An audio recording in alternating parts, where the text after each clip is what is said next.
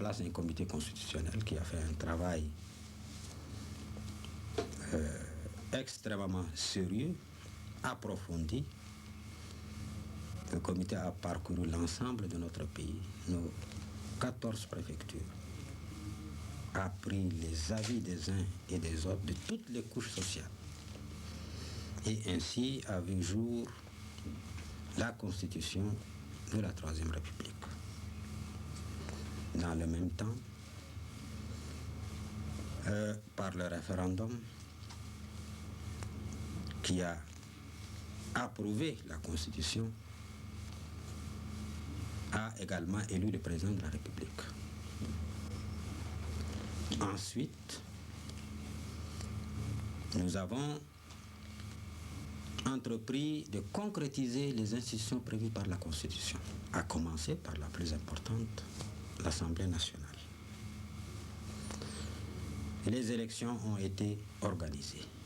Et croyez-moi, madame, ça n'a pas été une chose simple parce que, premièrement, du fait des événements que le pays a connus, aucun recensement de notre population n'a eu lieu. Depuis 20 ans pratiquement. Donc, il a fallu faire un travail extrêmement important, mettre en place des structures pour permettre à la population de participer pleinement au vote, car il s'agissait d'élire leurs députés. Et nous avons pris toutes les mesures pour que le scrutin puisse se dérouler dans la plus grande transparence, dans la plus grande liberté, dans la plus grande démocratie. Et cela, c'est fait. Nous en sommes très heureux. Et je puis vous dire que ce sont les véritables premières élections libres et démocratiques depuis l'indépendance du Tchad en 1960. Les premières. Aujourd'hui, nous avons notre Assemblée nationale. La session et je dois ajouter que c'était des élections pluralistes. Il y avait eu 436 candidats pour 123 sièges. Et la lutte a été dure.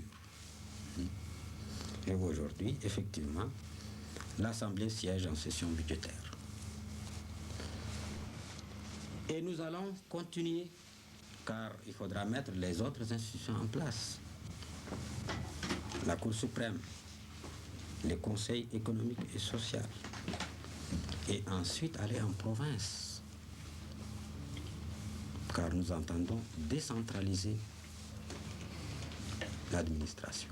Il faut que les populations au niveau de préfecture, au niveau de sous-préfecture, au niveau des mairies, prennent en main leur destin et par des élections libres. Que les citoyens puissent s'auto-administrer, bien sûr avec le concours de l'État. Donc, le processus continue. Concernant le multipartisme, c'est un sujet à la mode, très controversé. Mais le problème, à notre sens, n'est pas le multipartisme. Le problème, c'est la démocratie. Le problème, c'est la participation des citoyens aux affaires qui les concernent. Que les populations prennent en main leur destin. Maintenant, quelles sont les formes de cette démocratie et de cette liberté? Ça peut être le multipartisme. Il peut y avoir d'autres formes de pluralisme politique. Chaque nation, chaque État, chaque peuple doit lui-même inventer, sécréter le système démocratique, le système de liberté qui lui convient. Je ne suis ni contre le multipartisme, ni pour le multipartisme sans nuance. Parfois, je me pose la question, pourquoi le monde occidental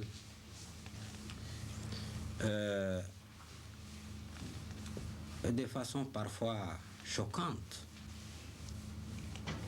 veut imposer à tout le monde son système. Nous sommes en droit de nous poser cette question. Et vous, vous êtes en droit de vous poser à vous-même cette question. Pourquoi vous nous dites ce qui est bon pour nous est bon pour vous? Alors que toute l'histoire est là. L'Occident n'a jamais été un modèle de liberté et de démocratie, soyons sérieux. Vous nous avez toujours écrasés dans l'histoire. Depuis la traite des nègres, qui a fait entre 200 et 500 millions de déportés, de morts. La colonisation qui a été une tragédie terrible pour l'Afrique. Aujourd'hui, le néocolonialisme, vous nous dominez sous tous les rapports. Vous nous exploitez sous tous les rapports économiques, culturels, politiques, diplomatiques, militaires. Et vous prétendez que notre bonheur, c'est ce que vous nous dites. Or, dans la pratique, vous avez toujours fait le contraire. Voyez-vous? Franchement, dans ce domaine, nous n'avons pas à recevoir des leçons de ceux qui prétendent être démocrates, mais qui ne le sont pas, de notre point de vue. En tout cas, par rapport à nous. Ils n'ont jamais été démocrates et ils ne le sont pas. Alors, laissez-nous trouver en toute liberté, parce que soyez convaincus que nous aussi nous aimons la liberté. Nos peuples aiment la liberté, la démocratie. C'est dans la nature de l'être humain.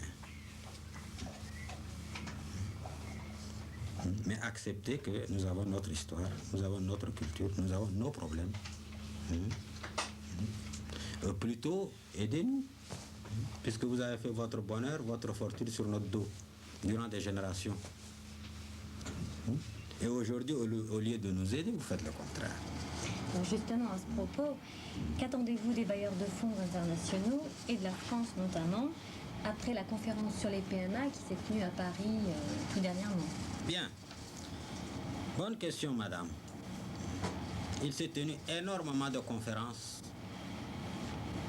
depuis que ces institutions internationales existent, depuis que ce dialogue Nord-Sud existe. Il a fait 15 jours après son élection, l'Assemblée nationale, conformément à l'article 120 de la Constitution de la République, s'est réunie en session extraordinaire aujourd'hui. La cérémonie s'est déroulée dans la grande salle de conférence du ministère des Relations extérieures. Le président de la République, Al-Hajj Hissène Habré, a assisté à cette première session extraordinaire. C'est à 10 heures que le chef de l'État est arrivé sur les lieux de la cérémonie. Il est accueilli par le doyen d'âge de l'Assemblée nationale et les deux plus jeunes députés. Le chef de l'État fait son entrée dans la grande salle de conférence du ministère des Relations extérieures. Il est ovationné par l'assistance. La grande salle de conférence du ministère des Relations extérieures est archi-comble.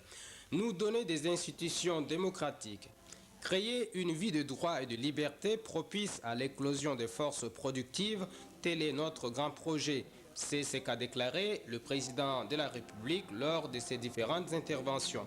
Un huissier présente le programme de la cérémonie de ce matin dans la grande salle de conférence du ministère des Relations extérieures.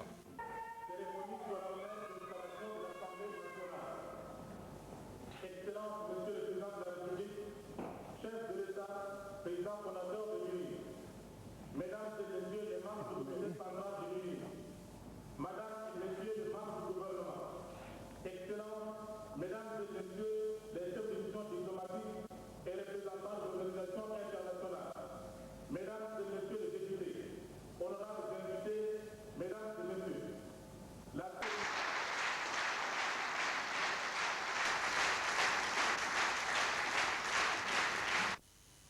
Après le doyen d'âge des députés, Mohamed Abdelkerim, le président de la République, son Excellence Al-Hajj Hissène Habré, prend la parole devant l'assistance.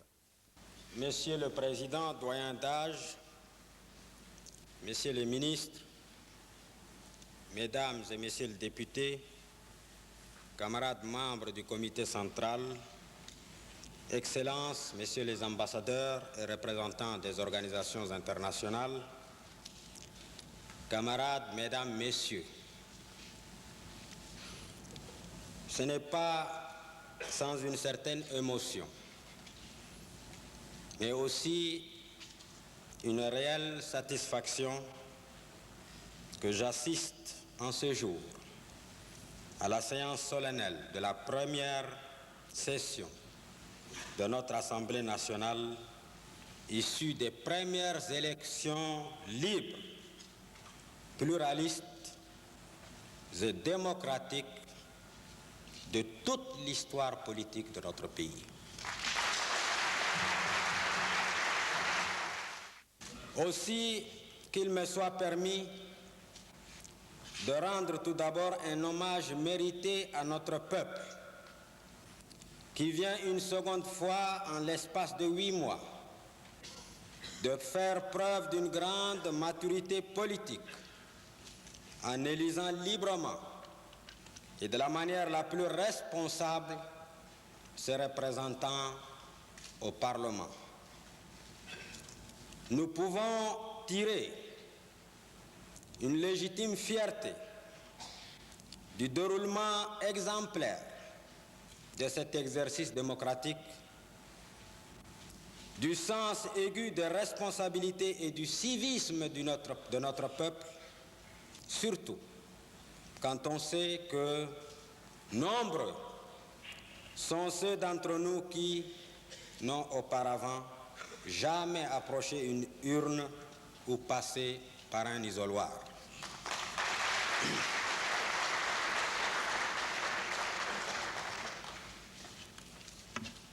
Et à vous, doyens et heureux élus de la nation, je vous adresse mes chaleureuses félicitations et tous mes vœux de réussite dans votre noble mission.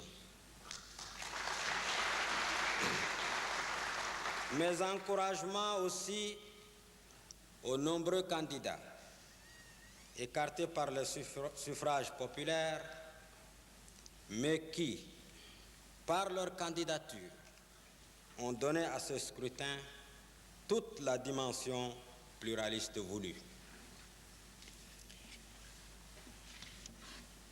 On n'applaudit pas les malheureux candidats.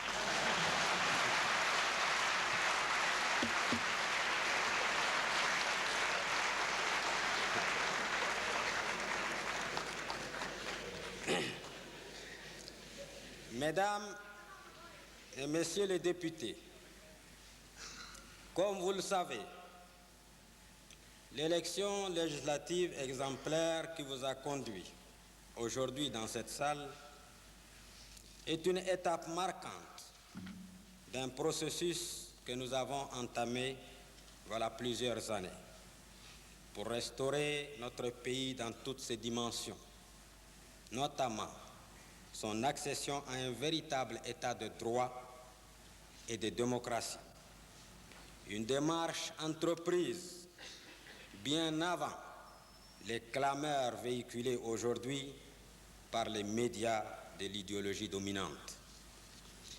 En effet, doter le Tchad des institutions démocratiques, c'est crédible, constituer et constitue l'un de nos objectifs, l'un de nos premiers objectifs dans l'œuvre de renaissance de notre pays meurtri pendant près d'une génération.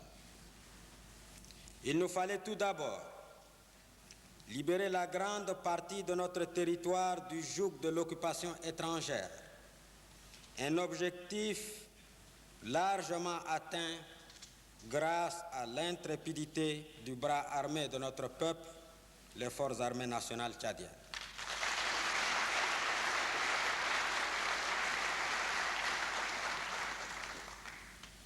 Une autre étape marquante de nos actions était de réconcilier les Tchadiens, puis les rassembler afin qu'ils fassent front dans l'adversité et prennent en main leur destin. À ce sujet, nous pouvons affirmer que notre grand mouvement rassembleur, l'Union nationale pour l'indépendance et la révolution, remplit pleinement sa mission en devenant le creuset de communion, d'expression et d'action de tous les Tchadiens pour des avancées décisives dans la voie que nous nous sommes tracée.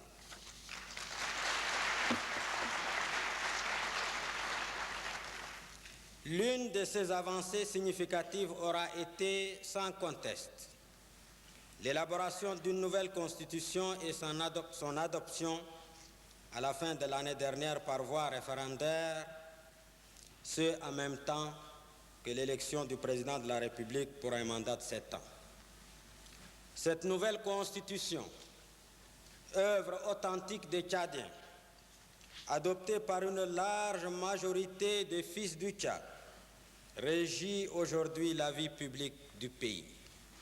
C'est pourquoi, fort de ce succès et conformément aux dispositions prévues par la Constitution, alors même que nous faisions face en mars et avril dernier à une agression armée de l'ennemi, nous nous sommes attelés à la mise en place de nouvelles institutions avec l'organisation du scrutin législatif.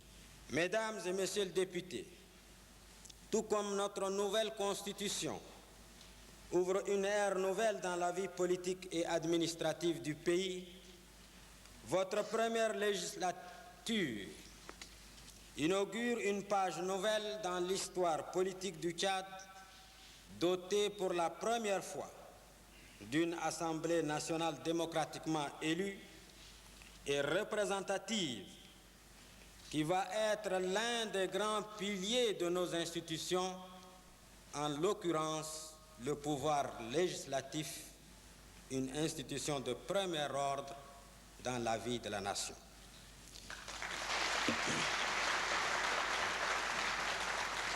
C'est pourquoi, dans le contexte qui est celui de notre pays, je ne doute pas que vous êtes hautement conscient de la lourde mission qui est la vôtre dans l'exercice de ce pouvoir législatif. Vous aurez à statuer sur toutes les lois devant régir la vie politique, économique et sociale de la nation, et ce, encore une fois, dans un pays où tout est à faire, où tout est à refaire. Nous savons que votre mission ne sera pas facile au regard de la situation particulière de notre pays qui renaît difficilement de ses cendres.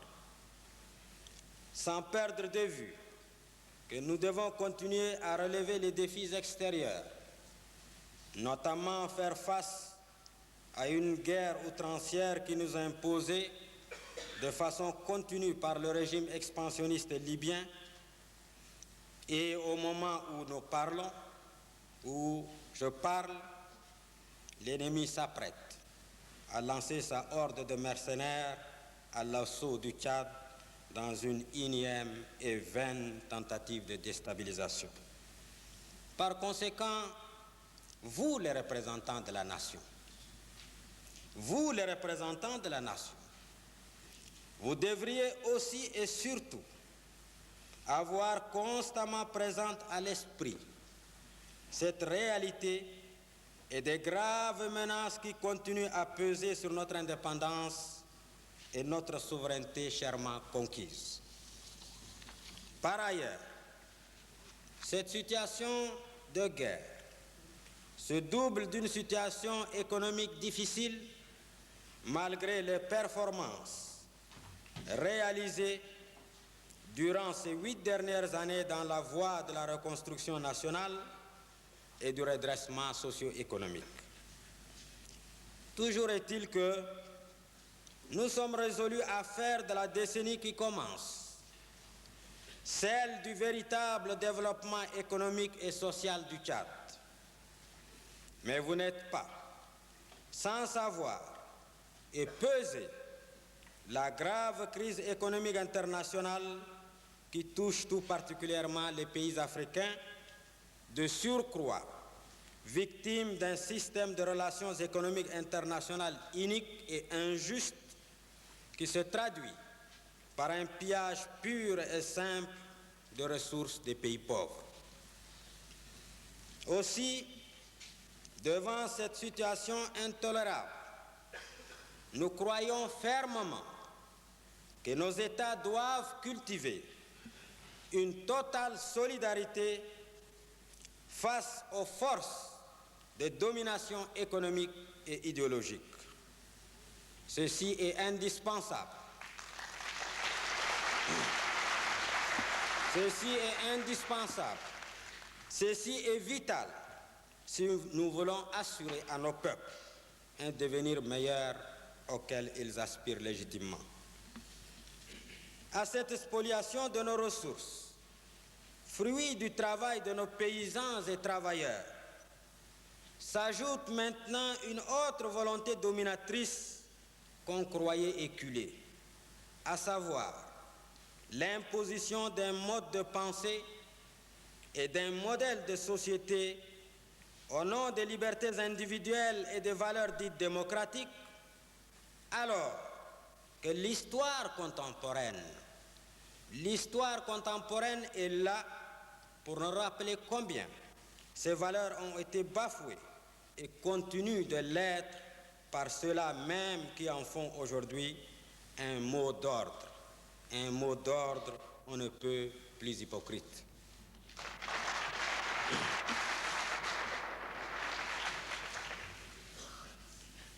Les bouleversements politiques et économiques que traversent en ce moment tous les continents sont certes la traduction d'une mutation historique nécessaire, mais ils sont néanmoins chargés de nombreux et graves dérapages dans les rapports qui vont régir demain, si ce n'est déjà le cas, les relations entre les nations grandes ou petites, riches ou pauvres. C'est dire combien il nous importe de demeurer vigilants, mobilisés, compter d'abord sur nous-mêmes, prêts à défendre les intérêts vitaux de la nation. De même, dans ce monde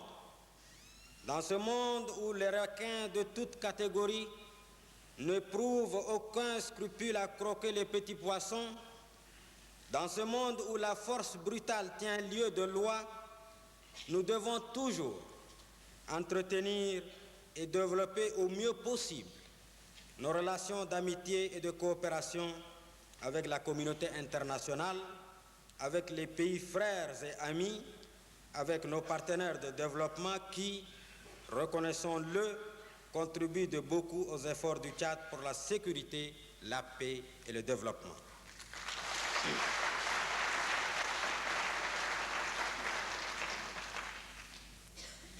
Honorables députés, dans quelques instants, vous allez élire démocratiquement, guidé par votre seule conviction, le bureau de l'Assemblée nationale.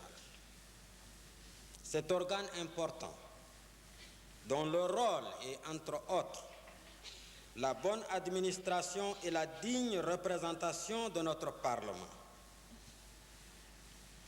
Cet organe dont l'importance n'échappe à personne. Et à cette occasion, permettez-moi de vous dire deux mots. Et cela dans l'intérêt de la nation, dans l'intérêt supérieur de la nation. Tenez compte, dans l'expression de votre vote, des réalités de notre pays, dans sa diversité complémentaire. Tenez compte des considérations de sérieux, d'honnêteté morale et intellectuelle. Tenez compte des considérations de compétence, d'efficacité et de dévouement à la cause nationale.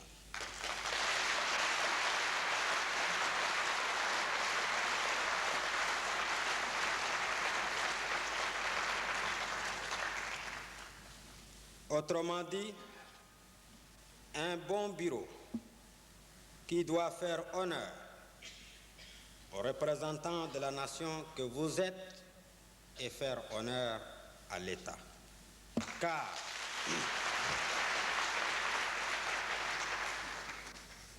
Car vous allez commencer à assumer une lourde tâche, une lourde et noble et exaltante mission.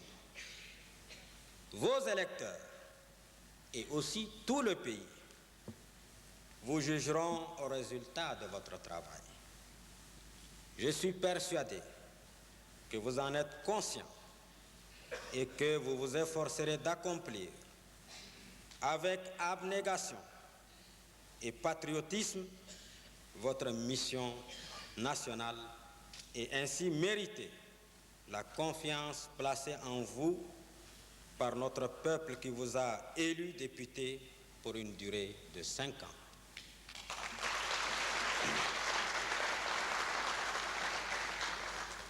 Mesdames, Messieurs, je souhaite plein succès aux travaux de la présente session et une bonne et heureuse législature.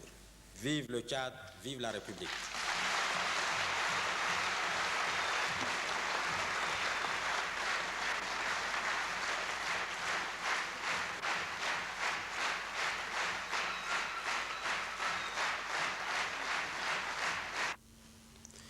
Le processus démocratique instauré par le gouvernement de la Troisième République est désormais donc une réalité palpable. Les députés de la nation tchadienne, comme l'a dit le président de la République, ont la lourde tâche de défendre au nom du peuple les intérêts supérieurs de la République. Le président de la République, après avoir prononcé son discours devant l'Assemblée nationale, devant la première session extraordinaire de l'Assemblée nationale, quitte la grande salle du ministère des Relations extérieures. Le Tchad, État de droit, est une république libre, une, indivisible, laïque, démocratique et sociale. C'est l'article 2 de la Constitution de la République qui le dit. C'est la concrétisation de cette volonté qui s'est... Communiqué numéro 6 du Haut Commandement des Forces armées nationales tchadiennes. Comme nous l'annoncions dans nos 2 précédents communiqués, les Forces armées nationales tchadiennes FANT ont intercepté le 18 et 20 avril dernier, aux confins tchado-soudanais, 2 importantes colonnes de la Légion islamique, descendant notamment de Koufra en Libye. Nos valeureuses forces armées ont totalement détruit ces colonnes composées de mercenaires surarmés par leurs commanditaires libyens. Aussi, le bilan définitif de ces 2 actions héroïques des forces armées nationales tchadiennes s'établit comme suit. Du côté des mercenaires de la Légion islamique, 736 morts, 328 prisonniers de guerre, matériel récupéré sur l'ennemi, 56 véhicules Toyota transport de troupes, 16 véhicules Toyota équipés de lance-roquettes multiples sol-sol de 107 mm, 32 véhicules Toyota équipés de DCA de 14,5 mm, 7 véhicules Toyota équipés de SPG-9, 5 véhicules Toyota équipés de 12,7,